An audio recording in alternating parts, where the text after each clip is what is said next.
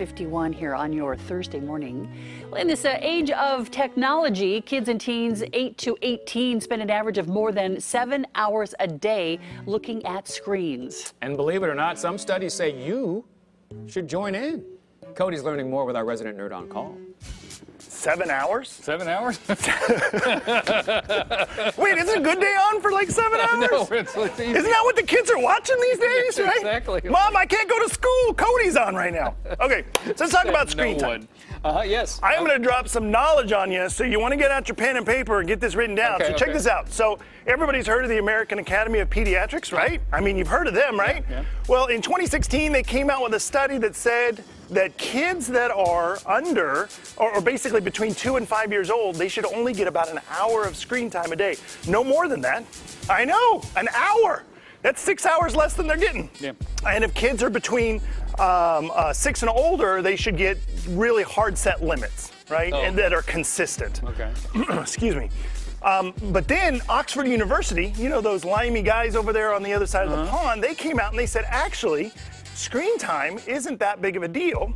Oh. In fact, they said that if you're using screen, how parents set rules about digital screen time is more important than how much time they're getting. Oh, I see what you're saying. Does that make sense? Okay, okay. So it turns out that using your TV as a babysitter, probably not the best idea. And instead, what you want to do is play games with your kids. You know, maybe check out their YouTube channel with them. Okay. Which, gosh, I just love watching unboxing videos with my son. They're so much fun. Oh, the drama. Nothing it's like, so good. Yeah, watching somebody else play video games, it's exciting, yeah. But Penn State University came out with a study back in December 2017 where they interviewed 234 parents, and it turns out that there's a link between how well kids sleep and the quality of their sleep they get if they play video games or use devices just before bedtime. Okay. Go figure. There's also a link to obesity. Okay. You know, if your kids are playing games or something or before they go to bed, sometimes their body mass index gets a little bit high. Okay. Okay. So they're suggesting you make it a tech-free zone, make their rooms a tech-free zone rather than putting all their stuff. Create a charging station somewhere central in the house where everybody puts their devices, so that way they can't have their devices before bed. Then the University of Michigan, they came out with a study that looked at 4 to 11-year-olds, and it turns out that how children use their devices, not how much time they spend on their devices, is more indicative of their emotional health using the devices and their behavior. So the warning signs for addiction to screens is if you take it away and they start freaking out, they might have a problem. Okay.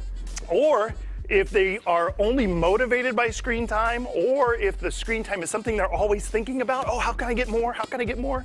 Maybe that's indicative of them being addicted. Okay, okay. So instead, or if it's taking the place of family activities, like instead of participating in a family activity, they're sitting on the couch playing their games. Or if they're sneaking it, they may be addicted to their screen time. So if they are showing these signs, you just want to restrict access more. And then, of course, the Institute of Family Studies, we've all heard of them. They came out and said, it turns out it's more about the parents' usage of devices rather than the kids. So, for example, if you're scrolling through Facebook at dinner time, the kids are picking up on that behavior, and it can create, or if you're, for example, I think it was in the segment plan we were talking about brushing teeth, and if the kids are playing around brushing teeth. Anyway, so if it comes down, if they're showing signs of hyperactivity or behavioral problems, it could be because of the parents' usage of the devices. There's a link to depression and anxiety. So you want to set certain rules for your kids. Sorry.